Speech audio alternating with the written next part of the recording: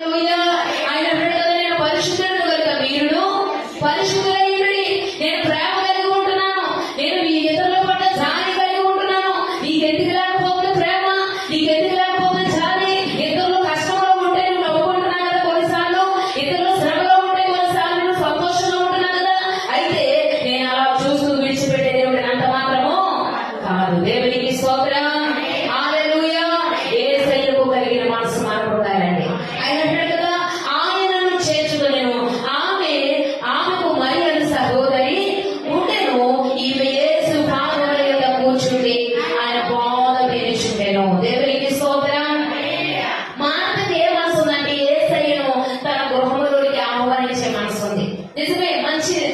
యేసయ్యను మన గృహంలోకి ఆహ్వానిస్తే శ్రమ ఉండదండి, పొదుపు ఉండదు, కష్టం ఉండదు, బలహీనతలు ఉండవు. యేసయ్య మన కుటుంబంలో లేకే ఇంకా అనేక శ్రమలు సమస్యలు అనుభవిస్తున్నాం. ఎన్ని సంవత్సరాల నుంచి కష్టపడుతున్నానండి, నా చేతిలోనికి చాలా డబ్బు వస్తుంది, కానీ అది ఏమైపోతుందో నాకు తెలియకుండా అయిపోతుందండి. అసలు నేను ఇన్ని రూపాయలు నేను సంపాదిస్తున్నానంటే నాలో ఎవరైనా సంపాదిస్తే గొప్పగా అయిపోతానండి, కానీ నా బ్రతుకు ఇప్పుడు కూడా ఇలాగే ఉండిపోతుందండి.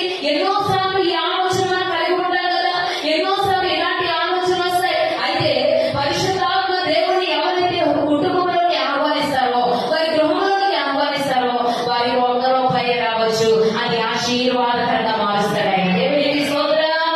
హల్లెలూయా. అందుకే వాక్యం ఉంటుంది కదా, యెహోవా ఆశీర్వాదము ఐశ్వర్యం ఇచ్చెను.